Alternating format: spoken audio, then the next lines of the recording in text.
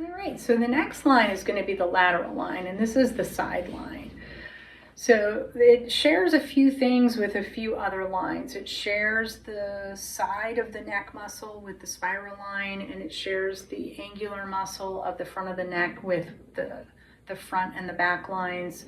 It goes down and shares that rib cage muscle with the spiral line, the oblique with the spiral line, and the side of the legs with the spiral line.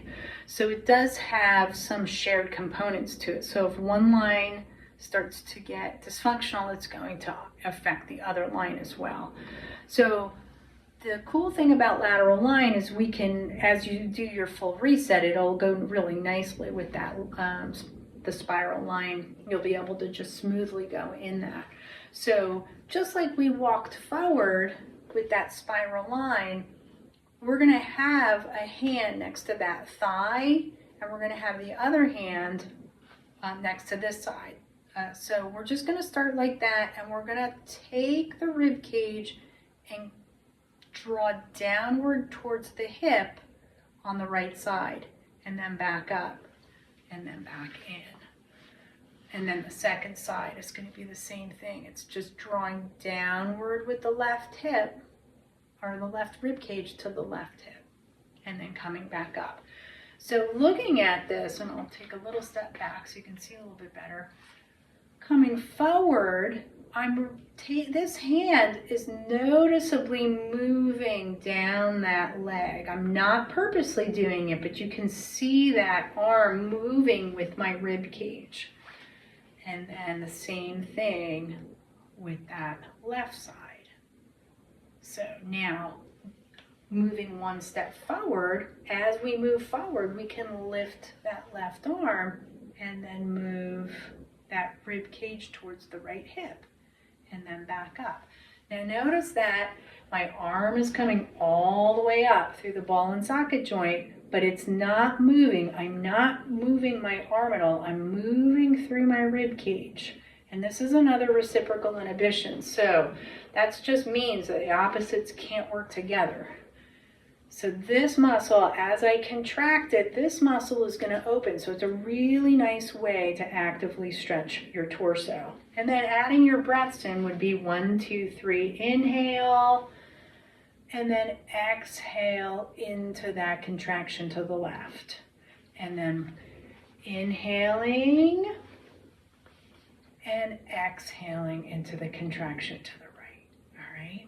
And that's really it with lateral line. You can go backwards with it too. You would just have to reverse it and do the opposite. So that was wrong.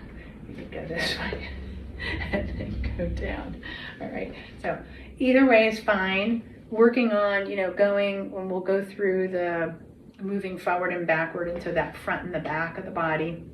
And moving forward is going to be front line, but we are coming back into back line, but moving back into back line is going to generate some different muscle groups. And by the way, which I didn't say in lateral line, is we do have gluteus in here now, and we're going to learn that gluteus is actually a fast twitch muscle that doesn't fire well, and it's in lateral line. So anybody who has started any exercise program and decided to do anything laterally, you know very quickly how sore you can get from doing those movements. So this is a great way to start connecting with it. These are simple primers. All they're doing is trying to get you to identify that whole line from the side of the neck, rib cage, oblique down that leg into that foot. We're just trying to wake these lines up. These aren't quite exercises yet.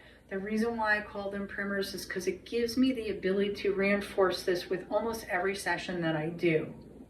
If somebody comes in, I had a couple clients today that were sick for the last few weeks. When they came in, I went right through the primers, right off the bat, so that it just ties them together because their bodies have disconnected a bit. And so this is a great way for you to constantly connect with yourself. And now you have this deep line pump, you have this wonderful spiral movement, and now you have this fish movement that you can do.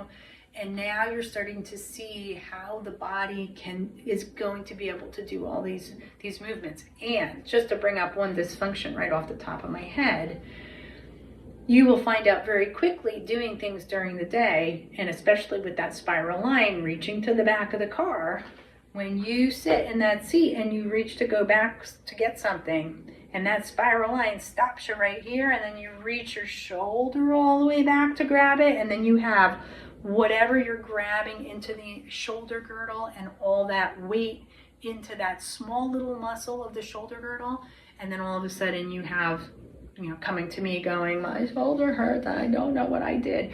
So these are also trusted ways to start to use these lines. When I tell you that you're only going the distance of what the rib cage can do, that's because anything further than that is going to allow another part of the body to move into that, and it's not part of the line. Remember, the sum of all the parts is always greater than the sum of just one alone. So treating something specifically, a knee or a hip or a shoulder, you're losing the point. Just said to somebody the other day, it's compilation and constant work. So you've compiled these dysfunctions and these imbalances through your life. More than likely you started in your teens, and even though you didn't notice that they were still there compiling, you may have just been a little bit more balanced than somebody else, but they were still compiling. So when you unravel this, you still have to look at the body as a whole. You can't just go, oh, my knee hurts, I'm going to put something, I'm going to put ice on my knee, which, by the way, I don't like ice. Or I'm going to put a knee brace on it. And those are Band-Aids, and you really have to back up and look. And that's what these primers are. They're places for you to go to and say, oh my gosh, I can't go into my spiral line to the right as easily as I can go to the left. Something is not in the right position. And then you start going through your exercises. So we've gotten through that. The next line is going to be the front. I'm going to put the front and the back and the arm together because they really are fairly easy. And then we'll be done with our main primers, and we'll only have the functional primer to do. All right. Lateral line lying. So we've got the head on the arm. Now there are some muscles in the side of your neck that are included in this lateral line that will set off a headache. So make sure you do these exactly like I'm telling you to do them. So we're thinking about going up from the side of the leg, up to the hip, through the side of the waist and rib cage, and then up through the neck. And this is a really important line because if we're off and we have dominancy to one side, this line is going to push laterally. So right hip dominance is going to always push into the lateral hip. It's going to try to maintain that center. So part of the exercise is lifting the leg and part of the exercise is lifting the upper body. So I'm going to give the first part of this, I'm going to tell you, if you have headaches or if you have neck problems, start without the head because it's going to set off a headache. So just do this and then release. Then at some point you can bring your hand down and move it that way.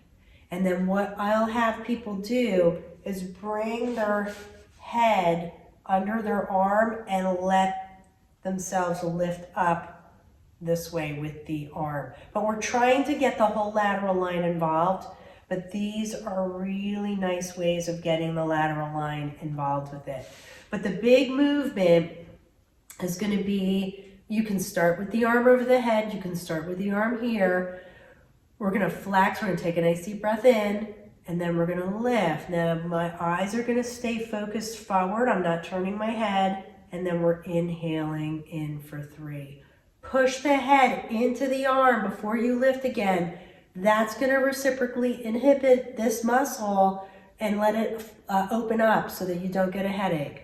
So it's exhale for 3 and inhale for 3. Keep the feet flexed and exhale. 1, 2, 3. Inhale. 1, 2, 3. Push the head into that arm. All right, so that's the lying lateral line. Let's do the second side because with the right hip dominancy, we have lateral shift into the left hip. So you're gonna feel the left leg differently on the floor than the right. Flex and lift, 2, 3, inhale, 1, 2, push the head into the arm, lift on the exhale, 2, 3, inhale, 1, 2, push the head into the arm. Don't do more than 3 on a practice these. You're gonna feel a difference on your hip into the side of your hip, down your leg. One of the reasons is because as the right hip gets more and more, I started doing the calculations on this and I forgot to do them where there's like 1/4 of an inch. I'm gonna do like a calculation on a 5,000. Now let's do a 3,000 step day because that's probably what most people do. So I'm gonna do a calculation on how much more the left leg would get on a right hip dominancy with 1/4 of an inch, which is really tiny, but that's probably what most people start out with in their 20s, and what the calculation would be over 3,000 steps a day. And then I'll compile that on 1/4 of an inch, but I've actually had people that come in and they're an inch or more.